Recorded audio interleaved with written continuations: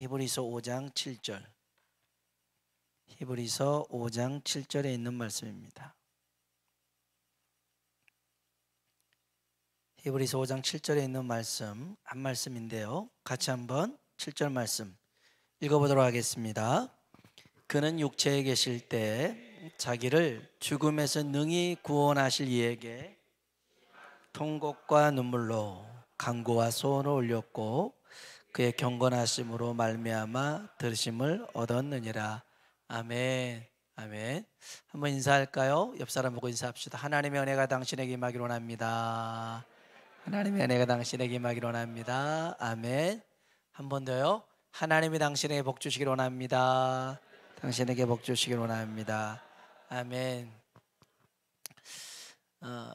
들어보셨어요? 이런 말? 남자는 태어나서 3번 웃는다. 3번 운다. 웃는 게 아니라 3번 운다. 첫 번째 태어날 때 울고, 두 번째 부모님이 군대 갈 때 울어요? 군대 갈 때, 맞아, 군대 갈 때도 울 수 있겠죠. 태어날 때 울고, 부모님 돌아가셨을 때 울고, 세 번째는 눈에 고춧가루 들어갔을 때 울고, 나라가 망했을 때 운다, 막 이런 말이 있긴 있어요. 이런 것들을 보면 남자는 좀 강해야 된다라는 그런 뉘앙스가 들어있는 것 같은데, 사실 남자가 약해요. 외로움을 많이 탑니다. 그런가 봐요. 그래서 하나님이 아담을 깊이 재워서 갈비뼈로 해서 하와를 만들었잖아요. 외로움 많이 타니까. 참 남자가 그렇게 강하지 않는데, 그 MBC PD 중에 김민식이라는 PD가 있습니다. 이 PD가 노후에 나이 들어서 절대 하지 말아야 될 것 3가지를 얘기하더라고요. 뭐냐면, 모임에 가잖아요. 어떤 모임이든 간에 가면 첫 번째, 따지지 마라는 거예요. 따지지 마라. 여러분이 안 따져도 여러분의 한 말을 갖고 다른 사람이 따질 수 있대요. 그럴 때 두 번째, 삐지지 마라. 삐지지 마라는 거예요. 아니, 그런 말 들으면 마음이 힘들잖아요. 괴롭잖아요. 기분 나쁠 수 있습니다. 누가 나한테 따지면. 그래도 나는 이제 그 모임 안 나갈 거야. 이렇게 세 번째, 빠지지 말아요. 빠지지 말아요. 그래서 이것을 하다 보면 연쇄작용으로 점점 처음에 삐지고, 처음에 따지고 삐지고 빠지다 보면 나중에는 혼자서 쓸쓸하게 보낸다는 거죠. 그래서 이분이 그래요. 한번 따라해 보세요. 따삐따 따삐따 따삐따 따삐따. 따지지 말고 삐지지 말고, 그 다음에 틀렸어. 따지지 말고 삐지지 말고 빠지지 마라. 빠지지 말라는 거예요. 따삐빠 뭐요? 따삐빠에서 따삐빠. 아무튼 간에 우리가 보면요, 그렇게 썩 강하지는 않아요. 약하죠. 근데 사실 예수님은 굉장히 강인하신 분 아닙니까? 어떤 불의하고도 타협하지 않는 분이셨죠. 위협이 있고 유혹이 있어도 흔들리지 않았던 분입니다. 오롯이 하나님의 뜻을 위해서 굽히지 않으셨던 분이 주님입니다. 이렇게 강인하신 분이셨는데, 그렇다고 해서 메마른 감정을 가지신 분은 아닙니다. 누가복음 9장에 보니까요, 나사렛에서 16km 떨어진 나인이라는 성이 있습니다. 거기 갔는데 마침 장례식이 있었습니다. 가부의 외아들이 죽은 겁니다. 남편 죽었죠. 외아들 죽었죠. 아무것도 없는 거 아닙니까? 여러분, 그 죽음에 많은 의미를 부여한다 할지라도 죽음은 슬퍼요. 슬퍼. 그래서 용감하게 사람을 구하다가, 나라를 구하다가, 많은 사람을 살리려다가 그렇게 죽은 죽음이라 할지라도 연관이 있는 사람들은 죽음은 슬프죠. 근데 이 가부가 울어요. 그 울음이 얼마나 주의 마음이 아프게 들렸는지 거기에 헬라어 스플랑크 니조마이라는 단어가 써졌어요. 스플랑크 니조마이라는 단어는 불쌍히 여기는데 애간장이 끊어질 정도의 고통을 느꼈다는 겁니다. 과부가 주님 앞에 요청한 것도 아니었어요.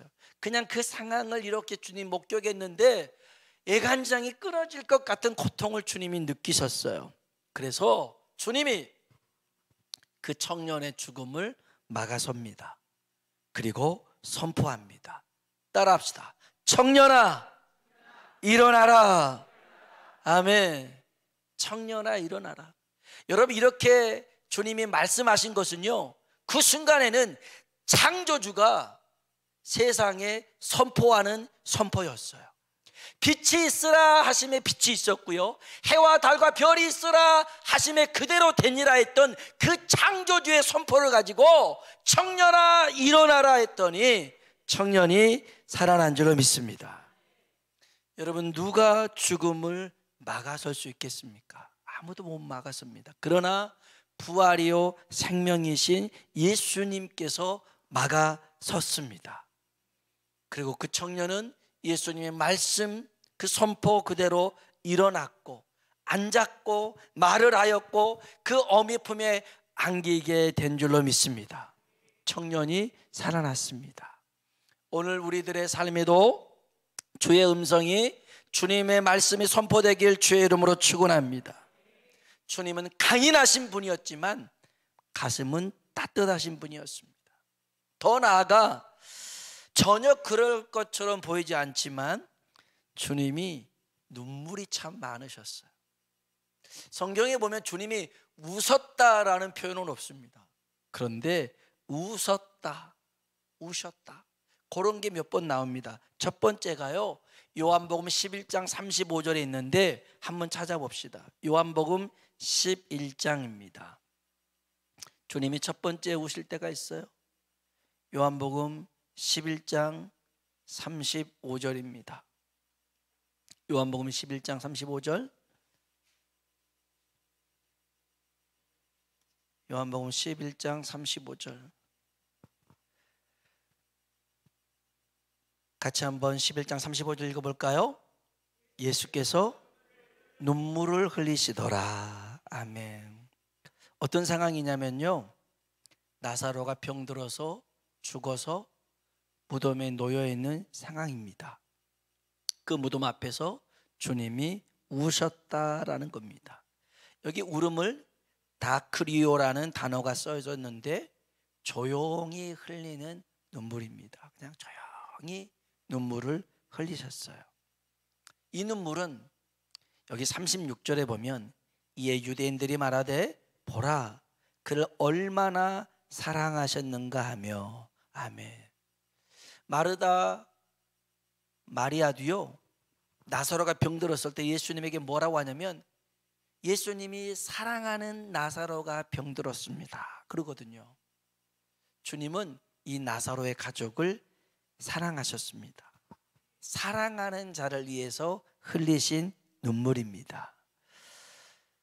다시 말하지만 이 눈물은 죽음 앞에 어쩔 수 없어서 수긍하는 슬픔의 눈물은 아닙니다. 예수님이 지금 나사로 무덤 앞에서 우는 것은 이제는 어쩔 도리가 없네 이게 아니라 나사로가 얼마나 병으로 아팠을까, 힘들었을까, 그 죽음의 고통 속에서 있을 때, 썩어가는 그런 육신 속에 있을 때 얼마나 힘들었을까, 이런 것들을 주님이 아시고 흘리신 눈물이었어요. 그래서 주님은 이런 나사로를 살리십니다. 한번 따라합시다. 나사로야 나오라. 아멘. 성경에 보니까요, 여기 큰 소리로 주님이 했대요. 작은 소리로 한 게 아니라 큰 소리로 나사로야 나오라고 했단 말이에요. 큰 소리로 한번 해봅시다. 나사로야 나오라. 여러분도 따라 하시라고요. 여러분도. 집에 안 나온 사람 있죠? 그러면 그 사람 불러봅시다. 지금 여전히 그 어둠 가운데 있는 사람 있잖아요. 죽어가고 있는 사람 있잖아요. 한번 주의 음성을 가지고 한번 이름을 불러봅시다. 여러분 가족 중에 있어도 상관없어요. 이게 다 녹음 안 되니까 여기 우리 큰 소리 한번 합시다. 자, 하나, 둘, 셋. 정하라, 나와라. 저는 저희 형님 이름을 불렀어요. 정하라 그랬어요. 저보다 7살이 많은데 네, 요즘 자꾸 일이 많아서 교회를 잘 못 나오는데 그냥 불렀어요. 주님이 나사로야 나오라 했더니 이 나사로가 수족을 통인 채로 나오게 된 줄로 믿습니다. 살아나셨어요. 그러니까 주님이 못 살려서 우는 게 아니라 이 사랑하는 나사로가 그 고통 속에 있었던 순간들을 보시면서 우셨다는 거죠. 사랑하는 자를 위해서 흘렸던 눈물이 첫 번째였고요. 두 번째는 예수님께서 예루살렘 성을 보고 우십니다. 우리 요한복음 앞에가 누가복음이거든요. 누가복음 19장을 볼까요? 누가복음 19장입니다. 41절. 19장 41절입니다. 19장 41절. 19장 누가복음 19장 41절 읽어보겠습니다. 가까이 오사 성을 보시고 우시며. 아멘. 가까이 오사 성을 보고 우셨어요. 예루살렘 성을 보고 우셨습니다. 이때 소리가 들리도록 우셨다라는 클라이오라는 단어가 써졌는데요, 주님이 엉엉엉 이렇게 우셨더라는 것입니다. 예루살렘 성을 보면서 엉엉 우셨습니다. 장차 이 말 큰 환난과 고통을 아셨기에 흘리신 눈물이었어요. 로마 제국에 의해서 짓밟히고 티토스라는 장군이 예루살렘 성벽에 성전 안에 금이 뭐가 있나 싶어서 돌 위에 돌 쌓이지 않게끔 헤집고 다니면서 완전히 성전이 무너지는 그런 상황들, 그리고 하나님의 자녀들이 고통받고 이런 모든 것들을 아셨기 때문에 주님이 그 예루살렘 성을 보고 우셨더라는 것입니다. 우셨어요. 더 나아가 주님은 누가복음 23장 27절 28절 한번 볼까요? 누가복음 23장 27절 28절. 예수님께서 십자가를 지시려고 겟세마네 갈보리 그 골고다 언덕에 올라가는 순간에 여인들이 울면서 따라옵니다. 23장 27절 28절. 그때 그 여인들에게 이렇게 말씀하시죠. 27절 28절 읽어볼까요? 또 백성과 및 그를 위하여 가슴을 치며 슬피 우는 여자의 큰 무리가 따라오는지라. 예수께서 돌이켜 그들을 향하여 이르시되 예루살렘의 딸들아, 나를 위하여 울지 말고 너희와 너희 자녀를 위하여 울라. 아멘.